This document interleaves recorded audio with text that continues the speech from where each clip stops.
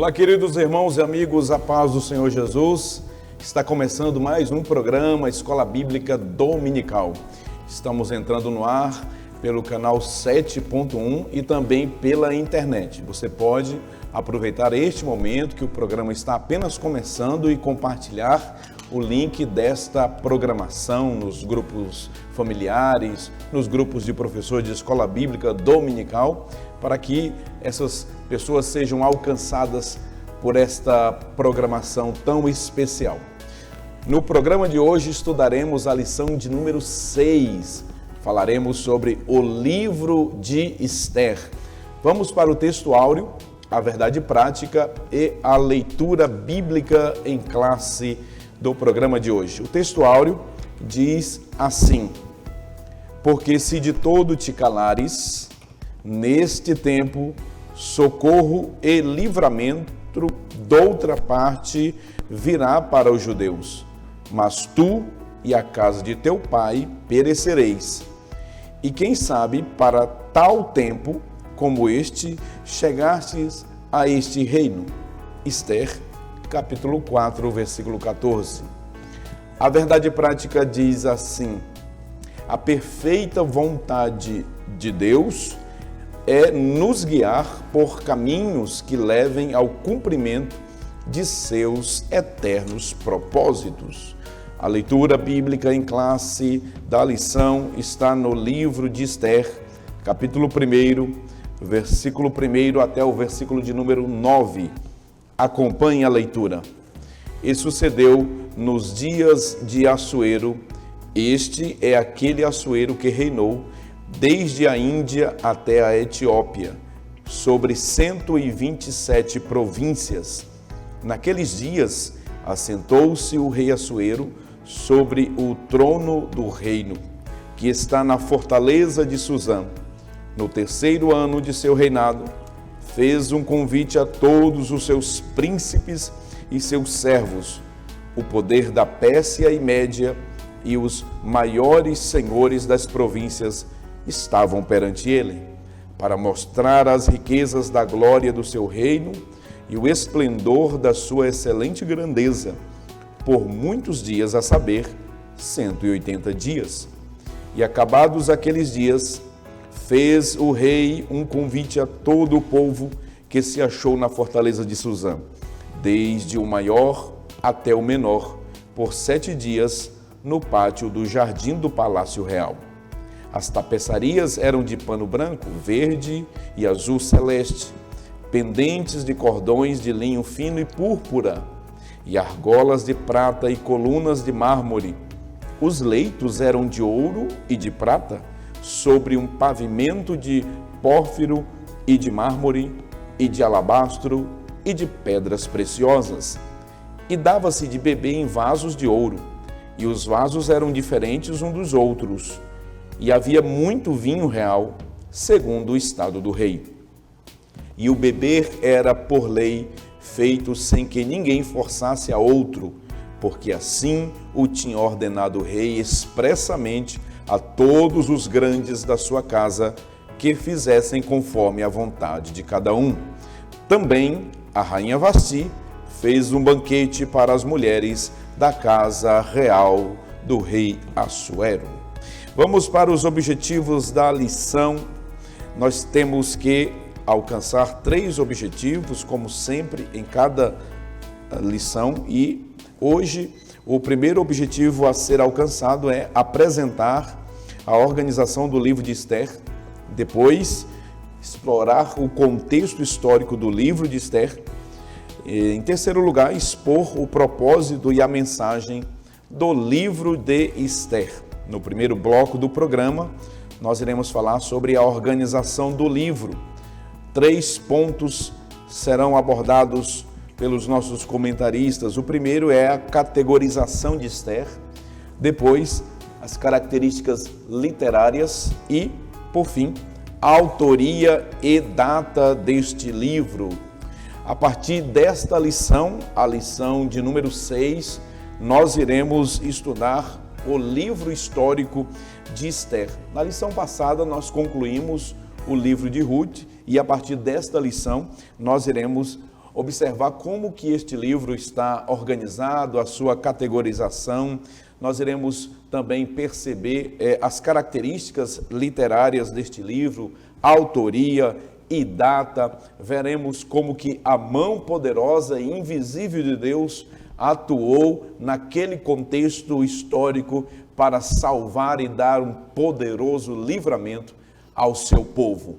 Está comigo aqui para comentar esta preciosa lição o pastor Elias Gomes, o evangelista Wallace França, que serão os comentaristas desta sexta lição.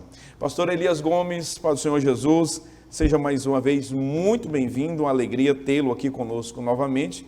E agora, pastor Elias, vamos começar a estudar o livro histórico de Esther. Pai do Senhor.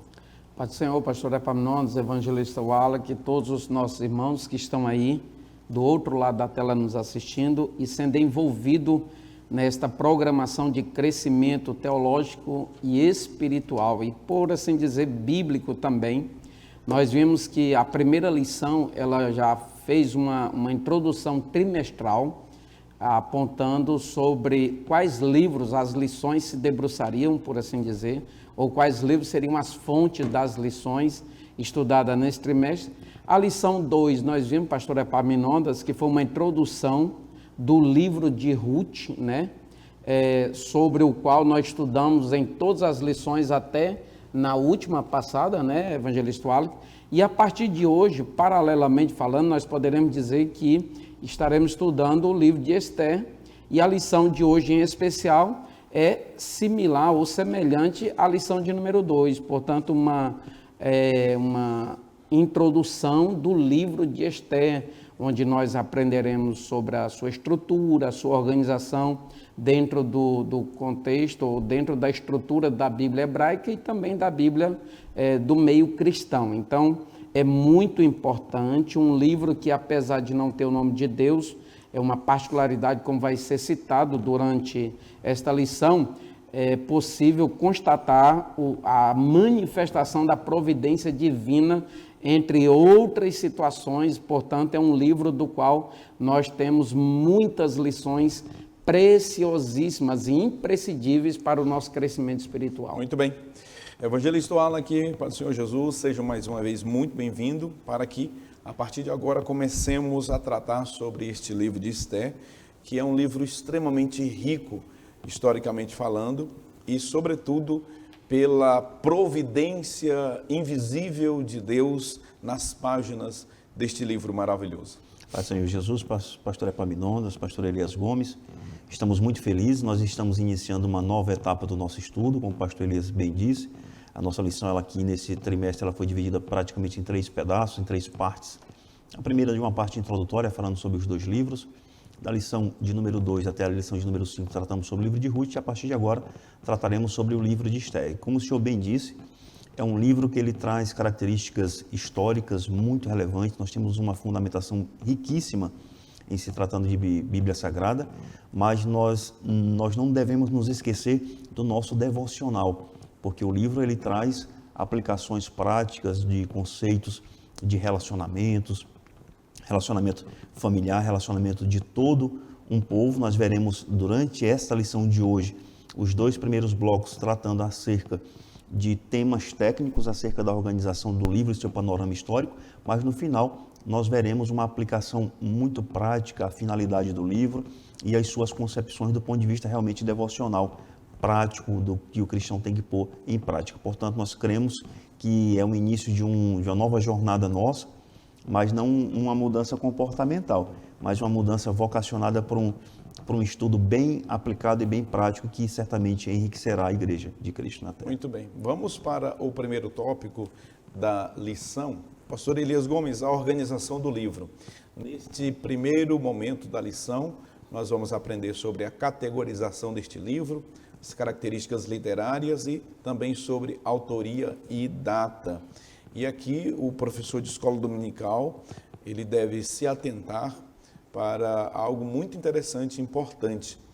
O livro, aliás, a lição, ela é introdutória, né? E o professor tem que tomar cuidado para não adentrar em assuntos que serão trabalhados em lições posteriores.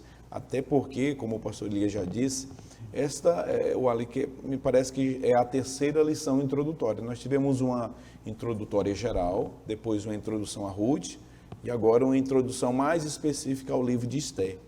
E agora nós iremos falar sobre essa categorização, né, deste livro. É muito importante para que o nosso telespectador ele consiga, dentro dessa linha do tempo, situar, né, o contexto histórico deste livro, características literárias, autoria e principalmente, pastor Elias, a data. É muito importante. Sim. Sobre essas questões, a nossa audiência ter pelo menos uma noção geral do que será trabalhado pelo autor nessa lição. Fale, pastor Elias, inicialmente sobre a categorização do livro de Esther. Muito bem, pastor Epaminondas.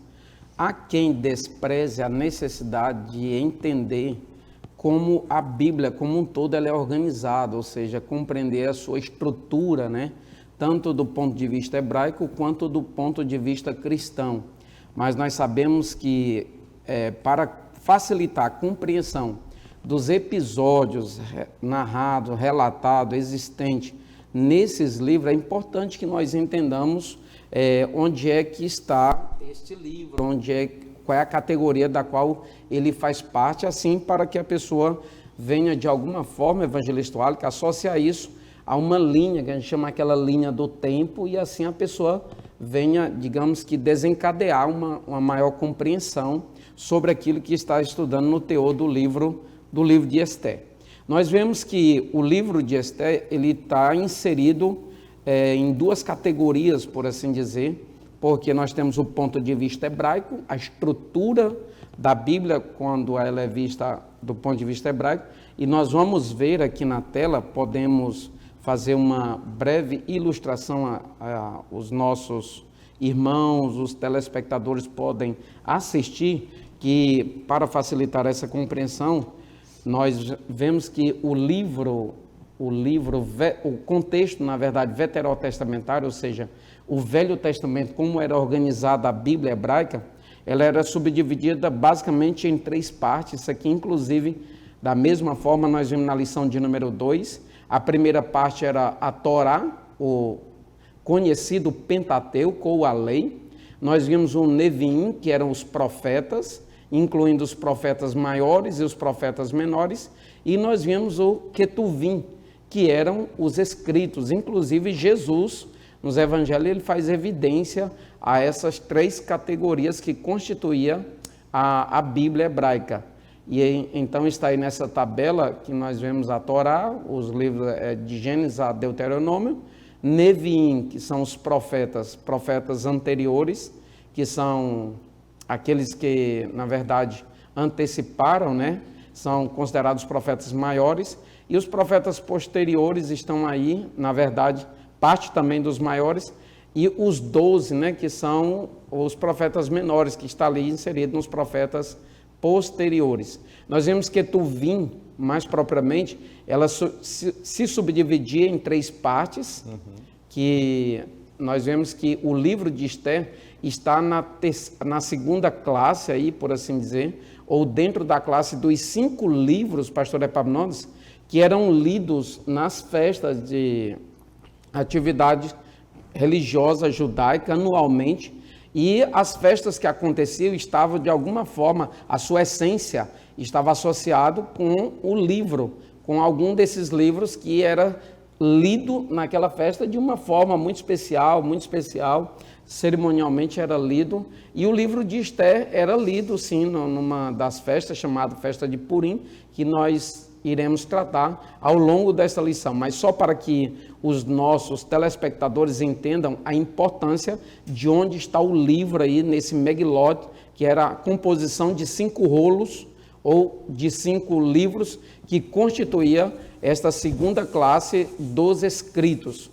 Passando um pouquinho para frente, nós vemos que o livro de Esther está dentro da categoria, agora, claro, a Bíblia cristã, ou do ponto de vista da organização cristã, está dentro da classe dos livros chamados históricos. Nós vemos aí que essa estante ela representa todos os livros da Bíblia que nós temos, esses que estão selecionados aí de amarelo, nós vemos o contexto, aliás, os livros que constituem o Velho Testamento, portanto, os 39 livros, e aí o selecionamento desceu aí agora para o Novo Testamento, nós podemos ver os Evangelhos, Atos dos Apóstolos, as Cartas Paulinas e as demais. Nós vemos então lá o início o Pentateuco, os livros históricos, nós vemos os livros poéticos, nós vemos os livros profetas maiores, os profetas menores, que são 12, e os evangelhos históricos e assim por diante. Mas nós queremos fazer ênfase onde está o livro de Esther nessa estante. Está ali, dentro do livro, dentro da categoria dos livros históricos. Olha, inclusive vale evidenciar que apesar de ser o último ali, não está numa sequência cronológica propriamente, portanto se trata de episódios que podem ter acontecido antes dos episódios narrados em livros que vêm anterior ao livro de Esther nesta ordem. Então, basicamente isso, pastor Epaminondas, para que os nossos irmãos venham se situar no contexto bíblico dessa estrutura organizacional, onde está, ou em que classe, ou em que categoria está o livro de Esther, dentro dos livros históricos. Os historiadores, né, os estudiosos desse livro, colocam os eventos do livro entre o capítulo 6 e o capítulo 8 do livro de Esdras. Foi muito importante essa ilustração trazida pelo pastor Elias, a fim de que a nossa audiência, que é composta por muitos professores de escola dominical, mas também por irmãos que, na maioria, são alunos, né? E aí nós temos essa compreensão de como que a estrutura apresenta o livro de Esther, essa organização muito bem colocada pelo pastor Elias. Agora, evangelista Wallace França, acho que nós podemos aqui falar sobre as características literárias e aproveitar e falar também sobre autoria e data, pode ser? Pode ser. Pronto. Pastor Epaminondas, pastor Elias Gomes, nós temos uma tarefa que às vezes as pessoas pensam que é das mais fáceis, mas quando nós tratamos sobre o Antigo Testamento, nós percebemos que às vezes não é tão fácil nós estabelecermos quem é o escritor de determinado livro. O livro de Esther, apesar de carregar o nome da rainha Esther, muito possivelmente, provavelmente, ele é escrito por um homem. A tradição judaica, ela crê que Mordecai, ou em outras traduções, Mardoqueu, um primo próximo de Esther, tenha sido o escritor desse livro. E a balança pende para Mardoqueu por conta de que a característica literária aponta que um judeu o escrevera. E por que teria sido um judeu? Pelo conhecimento que ele tem da cultura judaica. Mas não obstante o fato de nós termos na cultura judaica a balança pesar para Mardoqueu como o verdadeiro escritor desse livro, nós temos também outras pessoas que desenvolvem escritos dizendo, olha, pode ter sido escrito por Esdras, pode ter sido escrito por Neemias, porque conviviam no mesmo contexto histórico e geográfico da mesma época e eram verdadeiros conhecedores também da lei judaica e da tradição judaica. Portanto, aqui nós não temos um conceito firme, formado em apontarmos e dizermos foi com certeza Mardoqueu ou Neemias ou Esdras, mas nós temos uma balança pendendo da cultura judaica, levando-se em consideração a Mardoqueu. Um escritor, Flávio Joséfo, do primeiro século, judeu do primeiro século, ele estabelece esse escrito realmente a atribuir aos membros da grande sinagoga. E quem seriam esses membros da grande sinagoga? Seria como representante aqui a autoria do próprio Mardoqueu. Em relação à datação desse livro, como o senhor bem disse, nós trazemos aqui, os historiadores, eles delimitam no tempo, porque o livro de Esther, ele traz muitas datações. Então, nós teríamos entre o capítulo 6 e o capítulo 7 de Esdras, a história da rainha Esther. E isso remonta a que data? Aproximadamente o ano 460 a.C., que é quase o mesmo tempinho ali do final do reinado de Xerxes I, o Assuero, o esposo da rainha Esther. Portanto, nós temos aqui uma datação do século V a.C., por volta do ano 460 a.C. Uma característica que nós temos que trazer aqui, pastor Epaminondas, é a característica literária. Enquanto o livro de Ruth, que nós estudamos até a lição passada, ela trazia uma característica mais dialogística, né? Do diálogo entre os personagens, aqui no livro de Esther ele traz uma narração em terceira pessoa. O escritor ele narra fatos, ele conta as histórias, enquanto no livro de Ruth nós observamos que abriam aspas para os diálogos entre Ruth e entre Boaz, com Noemi também. E aqui traz uma característica literária bem diferente, narrando em terceira pessoa. Portanto, esses primeiros passos que nós estamos trilhando aqui do ponto de vista introdutório são necessários para nós colocarmos todos os nossos irmãos, os nossos espectadores, no tempo e no espaço, e certamente no próximo tópico a gente vai conseguir organizar melhor esse panorama histórico. Muito bem. O comentarista ainda apresenta uma característica muito importante sobre data, evangelista Wallach, pastor Elias, em relação aos termos usados, né, pelo autor, que provavelmente Mordecai, porque vivia em Suzã, é o fato de não haver nenhuma expressão grega nesse livro. Isso aponta para um período anterior à ascensão da Grécia. A Grécia helenizou praticamente todo o mundo da sua época em que eles conquistaram. Algo muito importante de se considerar, revelando assim a historicidade deste livro e também revelando a canonicidade dos escritos aqui. Vamos para o resumo deste tópico. O primeiro tópico da lição tem como sinopse: o livro de Esther tem 10 capítulos e está classificado na categoria de livros históricos da Bíblia cristã. No próximo bloco nós iremos falar sobre o contexto histórico e aí nós vamos mergulhar, vamos avançar um pouquinho mais. Temos muitos gráficos para demonstrar a você, portanto permaneça conosco, não saia daí, o intervalo é rapidinho, voltaremos já já.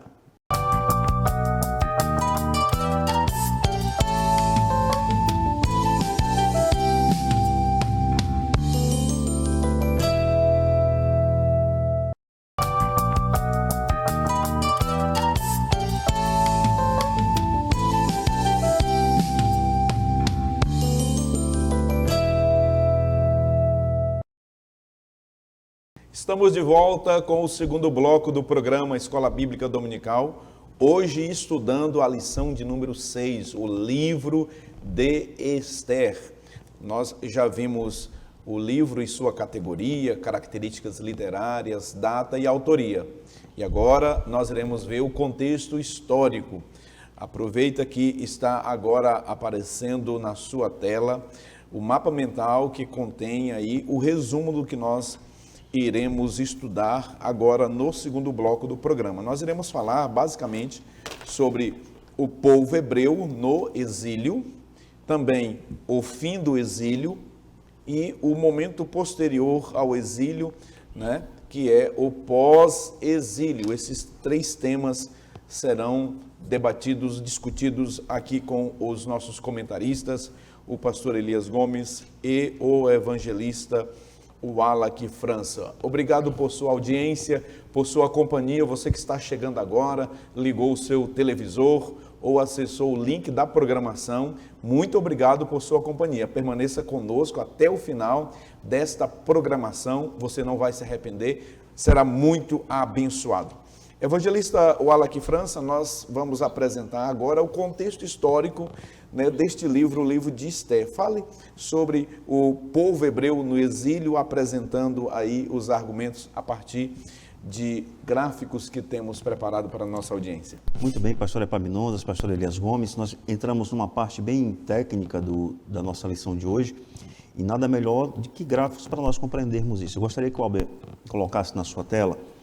É necessário para que a gente entenda aí o nosso contexto do nosso panorama geral bíblico. Uma das maiores dificuldades que nós enfrentamos, pastor Epaminondas, pastor Elias, é de organizar esse panorama geral bíblico no tempo e no espaço. E aí nós trouxemos aí na sua tela como se fosse um mapa mental, a partir do período patriarcal, como se fosse um caminho traçado da direita para a esquerda, onde você vai trilhando, com as datações e os acontecimentos bíblicos. Então nós temos a partir da era dos patriarcas, a saída do povo do Egito, o início da monarquia unida aí na sua tela no ano de 1050, o período um pouco anterior que é o período dos juízes, depois o período de Davi, e nós temos aí o início do período monárquico. E com o início do período monárquico, nós vemos aí na sua tela, nós vemos uma data muito especial, aí bem no centro, em 722, que é o fim do reino de Israel. E a partir daqui basta que nós nos interessemos bastante, por conta de quê? Porque está inserido no contexto histórico dos acontecimentos que futuramente irão se concretizar no livro de Esther. E nós percebemos que a partir do ano de 586, nós temos o fim de Judá com o exílio da Babilônia, e a partir daí nós entramos numa era ou numa época, num período de tempo que é extremamente relevante para nós compreendermos essa lição de hoje. O fim do cativeiro aí no ano de 538, e como você vê aí na sua tela, no cantinho esquerdo, essa coroa, a coroação da rainha Esther no ano de 479 a.C. E logo depois surgem os personagens aí bíblicos, Esdras e Neemias. Como o senhor bem tratou anteriormente, pastor Epaminondas, acerca das características literárias do livro de Esther, nós vimos que esse livro ele não utiliza expressões gregas. Por quê? Porque a conquista de Alexandre, o grego ali, ela só se dá a partir do ano de 332. E aqui nós temos um panorama bíblico geral. Nós temos, em se tratando do contexto de Esther, as datações mais relevantes que nós temos aí é o exílio da Babilônia em 586, depois o fim do cativeiro em 538, até esse ano de 479 ali, onde a rainha Esther é coroada. Mas dentro desse panorama bíblico, histórico, temporário, pastor Epaminondas, nós temos a revolta dos Macabeus ainda em 167 a.C., a conquista dos romanos em Jerusalém, que está no ano 63, o nascimento de Cristo, a morte de Cristo, o concílio de Jerusalém, o surgimento do apóstolo Paulo, a destruição de Jerusalém em 70 a.C.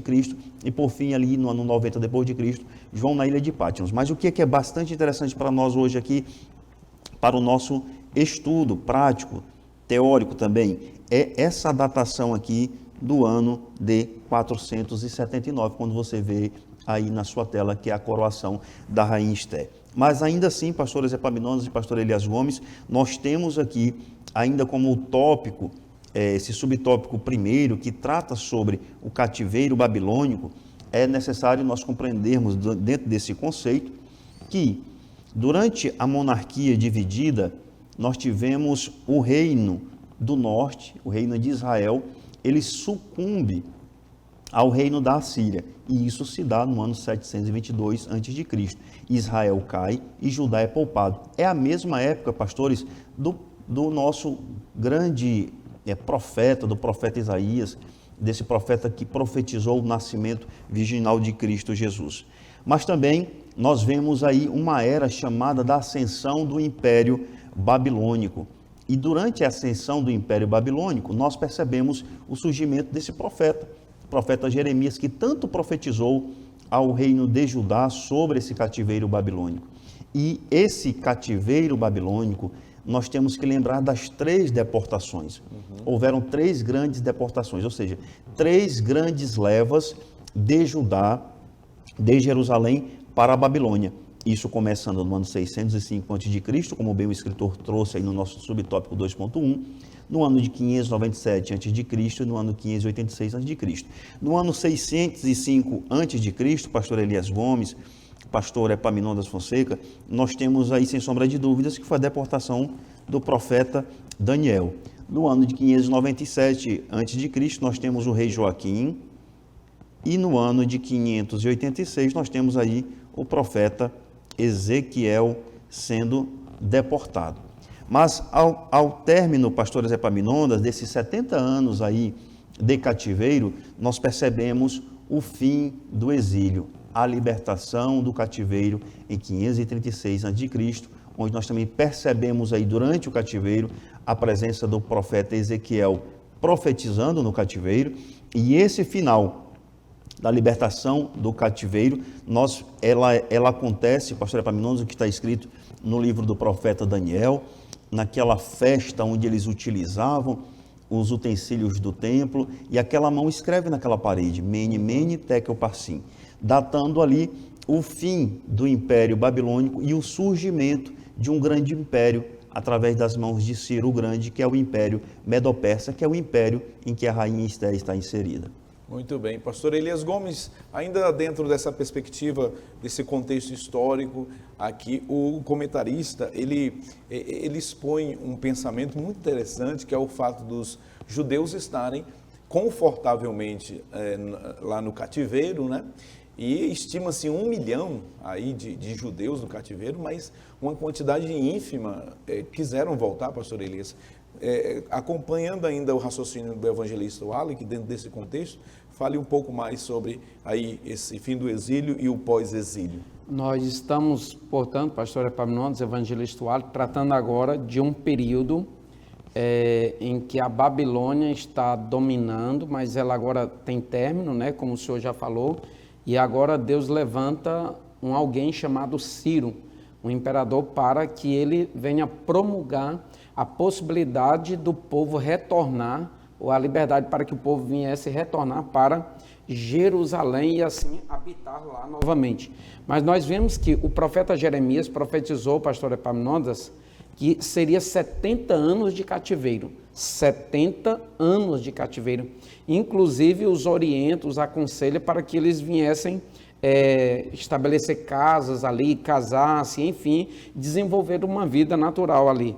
Tanto que quando o imperador Ciro estabelece a autorização para eles retornarem para Jerusalém e assim retomarem as suas vidas lá na sua cidade de origem, lá no lugar onde eles verdadeiramente tinham sede para adorar a Deus, uma vez que agora estavam em terra estranha, no meio de um povo estranho, e apenas, digamos que 5% volta ou retorna para Jerusalém. O pastor Epaminondas falou aqui, estima-se que em torno de 1 milhão de judeus estava vivendo naquelas 127 províncias, por assim dizer, e apenas 5% decide retornar, porque não era obrigado, eles ficaram dentro do contexto da liberdade para decidir se retornaria ou não.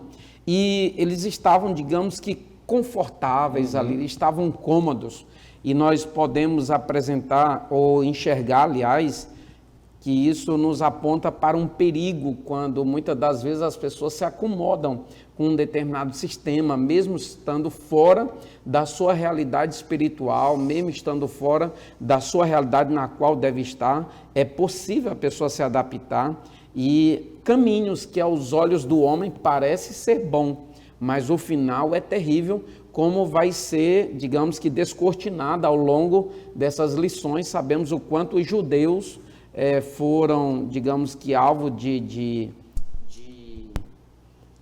projeções ruins, né, de situações, inclusive levantadas por pessoas como Amã, e nós vemos que, portanto, apenas esses 5% retornaram, e nós vemos que, quando está se falando do livro ou dos episódios relatados no livro de Esté, o povo, após a liberação do imperador Ciro, se eles vieram em 3 levas, agora eles estão retornando em 2, basicamente. E a primeira, ou o primeiro retorno, pastor Epaminondas, é aquilo que é narrado do 1º ao 6º capítulo do livro de Esdras. E o 7º capítulo, basicamente, o 7º, relata a segunda etapa do retorno deles a Jerusalém. Acredita-se que entre o primeiro e o segundo retorno, ou a primeira e a segunda etapa desse retorno do povo judeu a Jerusalém, houve aí um lapso de tempo, basicamente, de 60 anos. E os episódios narrados aqui no livro de Esté são basicamente da segunda metade desse período de tempo de 60 anos, né? O certo é que nós vemos que se trata de episódios envolvendo os judeus após a autorização de Ciro para o povo retornar, ao passo que Ruth tratava de episódios de 500 anos atrás, basicamente. Então, nós estamos tratando agora de um momento pós-exílio. Foi tratado aqui o antes, o durante e o pós-exílio, para que nós pudéssemos ficar norteados. Então, a parte final, inclusive, pastor Epaminondas, evangelista Wallace, do comentário, digamos que o último parágrafo contínuo aí do terceiro subtópico da nossa lição, o pastor escreve o seguinte: entre o capítulo 6 e o capítulo 7, há um intervalo de aproximadamente 60 anos, é na segunda metade desse período que se passam os fatos do livro de Esther, basicamente de 483 a 473 a.C. Lembrando que a primeira etapa de retorno a Jerusalém foi liderada por Zorobabel, acredita-se que em 538 a.C., e a segunda por Esdras em 457 a.C. Muito bem. A partir do que nós vimos aqui, das ilustrações, nós tivemos uma percepção geral, um panorama geral dos acontecimentos envolvendo este livro histórico, este livro que nós extrairemos dele a partir desta lição, da lição seguinte, mais precisamente, né? Lições extraordinárias para a nossa vida espiritual. Este não é apenas um livro histórico, nós podemos extrair lições, como já a partir desta lição já podemos perceber isto. Vamos estudar no terceiro tópico da lição, propósito e mensagem, providência divina, uma falsa estabilidade e sobre a festa de Purim. Mas sobre isso, depois do intervalo comercial, quando voltaremos para o terceiro e último bloco do programa. Até já.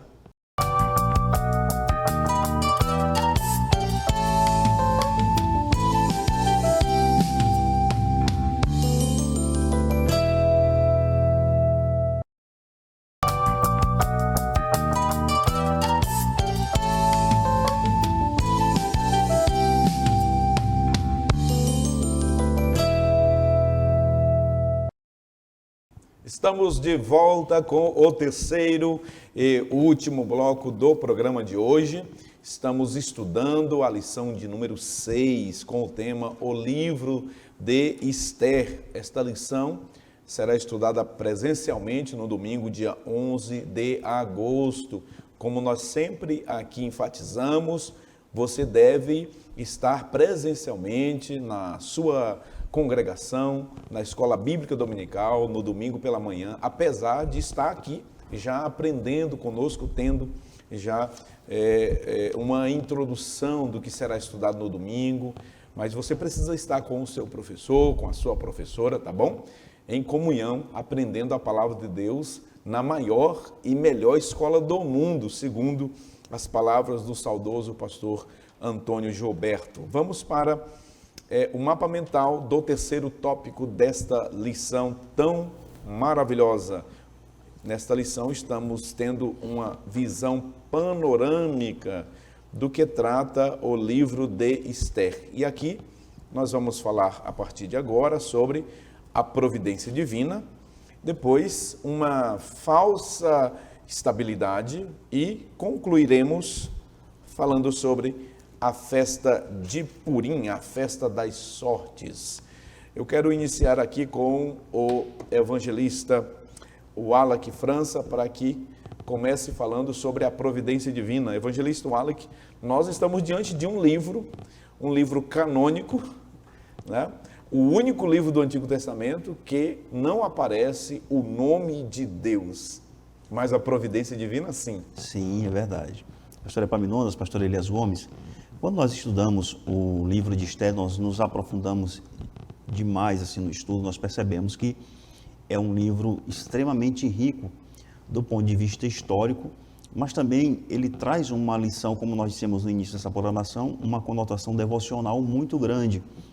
E nessa perspectiva de aprendizado bíblico da palavra de Deus, nós percebemos aqui, e o autor foi muito feliz em trazer sobre essa providência divina.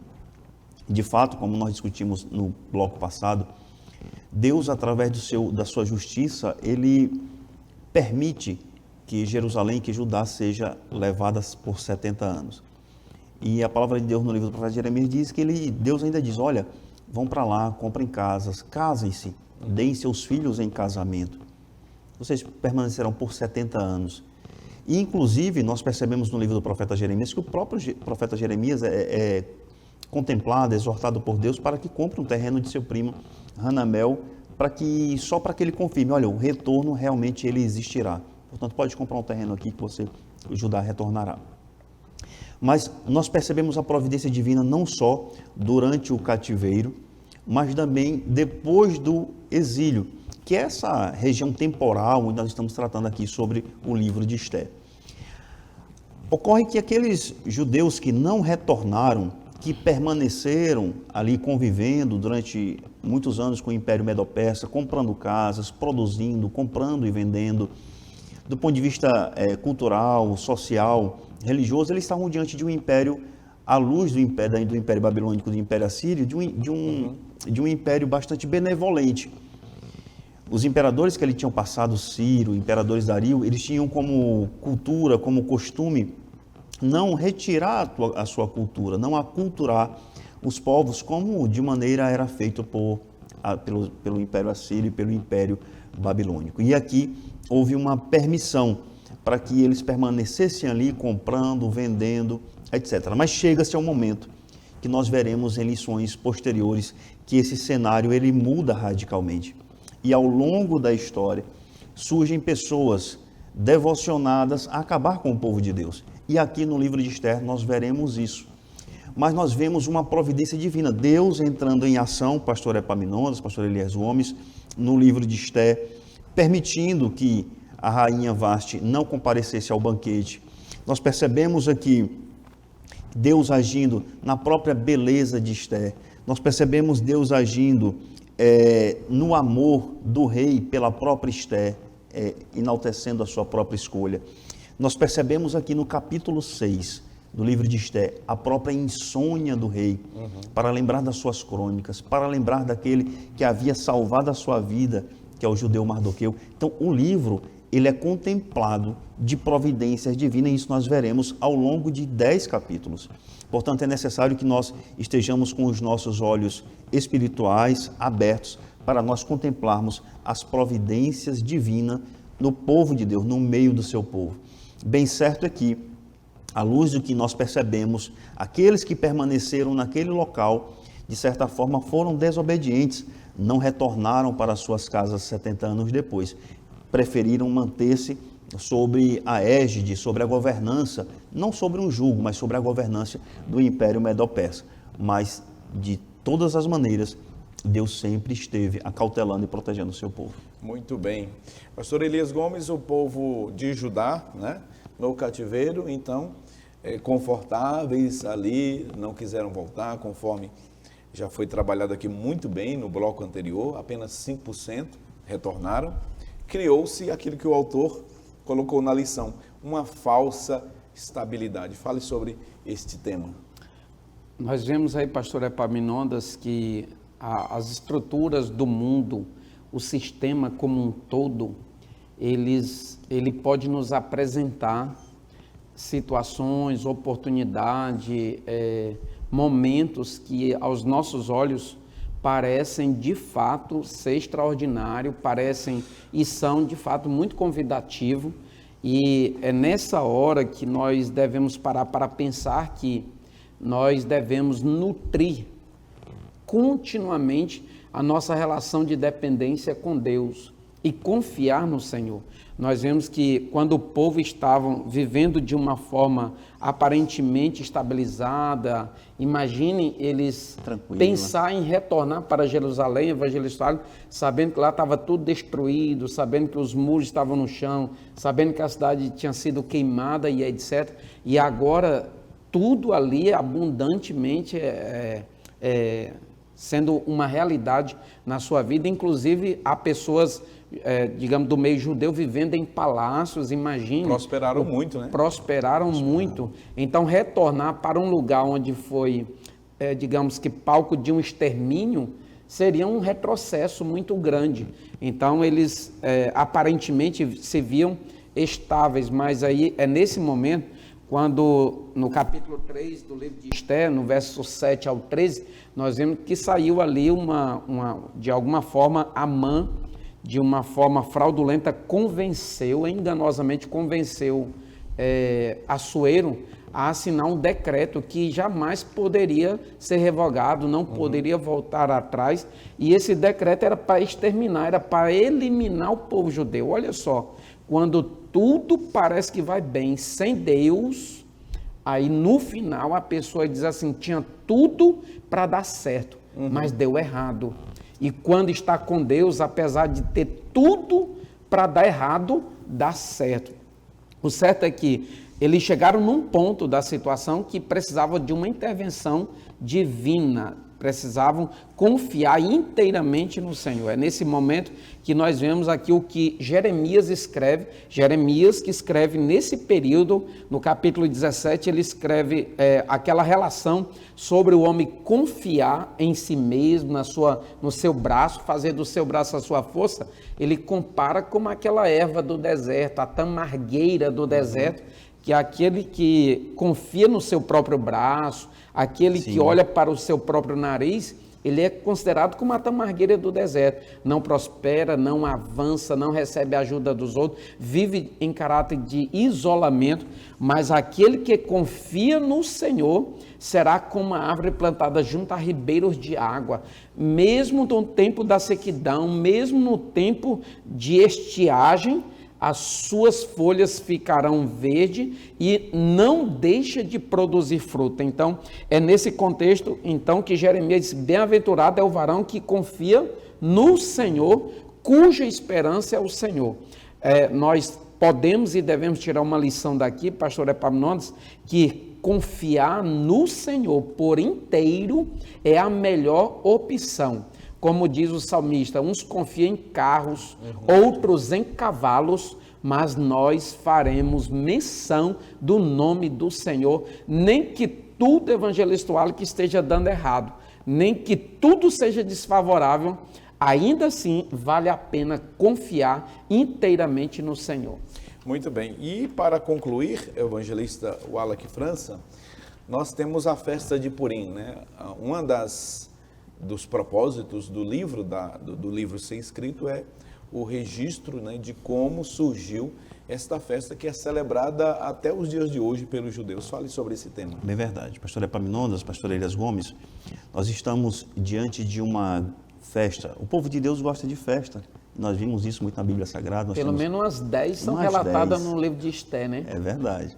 E nós temos, ao longo da Bíblia Sagrada, no Antigo Testamento, festa da Páscoa, dos tabernáculos, do Yom Kippur, e nós temos aqui essa festa do Purim, que ela não é tão conhecida do meio cristão, mas isso aqui no Oriente Médio, na parte central ali do mundo, ela é bastante comemorada, sobretudo pelo povo judeu. Mas o que significa essa festa Purim? Primeiro, essa palavra Purim, ela vem de sorte ou sortes, e essa festa, ela é determinada pelo próprio Mardoqueu no capítulo 9 do livro de Esther. Nós veremos isso ao longo das nossas explanações. Mas, de fato, essa festa ela demonstra uma reviravolta. Durante um tempo, Ramã, nós veremos que é um tipo de anticristo no Antigo Testamento, ele parte para cima de Mardoqueu no sentido de exterminar todo o povo judeu. E ele consegue fazer a cabeça do rei, ele consegue ter do rei o seu próprio anel de sinete, é um anel que tem a sua marca para baixar decretos, e ele consegue, através dessa tática da enganação, ele consegue o anel do rei para decretar a morte do povo judeu. E o dia que era para ser a morte do povo judeu, é o dia em que o próprio Assuero depois, ele não revoga o seu decreto, mas ele baixa uma determinação dizendo que os judeus poderiam usar-se de legítima defesa do seu patrimônio, das suas armas e da sua força física para defender-se dos povos que ali o atacassem. E os judeus, eles conseguem se levantar e eles conseguem se defender. E muitos são mortos. E os judeus sobrevivem. Portanto, esse dia ele começa a ser considerado como o dia de sorte. Mas essa festa, pastor Epaminondas e pastor Elias, ela tem um conteúdo profético enorme para a população judaica. Os judeus, eles comemoram essa festa do ponto de vista escatológico, do ponto de vista profético. E nós vemos isso muito especificamente no livro de Esther, no capítulo 9, no versículo 13, quando Esther diz assim, olha, Esther diz para o rei, se bem parecer ao rei, conceda-nos aos judeus que se acham em Suzã, que também façam amanhã conforme ao mandato de hoje, e pendurem numa forca os 10 filhos de Amã. Os judeus, eles passaram, pastor Epaminondas, pastor Elias, séculos estudando esse versículo. Porque se nós olharmos a disposição do texto, Esther 9:13, nós percebemos que a essa altura do campeonato, os filhos de Amã já estavam mortos. E os judeus estudando esse texto bíblico, eles dizem assim, o que a rainha Esther estava querendo dizer com isso? E eles concluíram que ela estava profetizando que se repita amanhã o que aconteceu hoje. Ou seja, um conteúdo profético que os judeus acreditam estar apontando para os tempos de Adolf Hitler, muito possivelmente ao ano de 1946, quando 10 nazistas foram enforcados pelo comportamento antissemita, pela perseguição aos judeus, como nós vimos na Segunda Guerra Mundial, através do próprio Adolf Hitler. Então, essa data para eles tem um significado muito importante, um significado muito profético. E Mardoqueu escreve, assim está escrito na Bíblia Sagrada, Esther no capítulo 9, 20 e 22, que o próprio Mardoqueu escreveu estas coisas e enviou cartas a todos os judeus que moravam em todas as províncias do rei Assuero, aos de perto e aos de longe, ordenando-lhes que comemorassem o dia 14 do mês de Adar e o dia 15 do mesmo mês, todos os anos, como os dias em que os judeus se livraram dos seus inimigos, o mês em que a tristeza virou alegria e o luto se transformou em festa, e que esses fossem dias de festa e de alegrias, de troca de presentes e de dádivas aos pobres. Portanto, nós vimos a importância dessa festa no contexto do povo de Deus, que era uma espécie, um dia de extermínio do povo de Deus, passa a ser um dia de glória ao Senhor, de agradecimento a Deus, um dia em que os judeus celebram através do jejum, das orações e das súplicas e se preparam para comemorar essa data, considerada pelos judeus até futuramente como mais importante do que a própria Páscoa. Que bênção! Assim nós concluímos esta lição e podemos resumir este tópico dizendo que o propósito do livro é registrar a providência de Deus com o seu povo. Sua mensagem é a respeito do perigo de se confiar nas falsas estabilidades. Uma mensagem também para nós outros na atualidade. Que bênção! Eu espero por você na próxima semana. Iremos estudar a lição de número 7, a deposição da rainha Vasti e a ascensão da rainha Esther. Uma lição muito importante, extraordinária, e esperamos por você aqui na próxima semana. Obrigado por sua companhia, por sua audiência. Agradecemos a Deus pela vida da equipe da produção, na pessoa do Albert Júnior. Agradecemos a Deus pela vida dos nossos comentaristas, pastor Elias Gomes, evangelista Wallace França, que estão sempre aqui dispostos a contribuírem com o reino de Deus. Obrigado a todos os nossos queridos professores, professoras de EBD, os companheiros pastores. Nós louvamos a Deus pela vida de cada um de vocês, pela vida dos coordenadores, de todos aqueles que fazem a escola dominical ser o que ela é, a maior e melhor escola do mundo. Ao nosso pastor, pastor Salles, que sempre nos dá liberdade para a realização desta programação.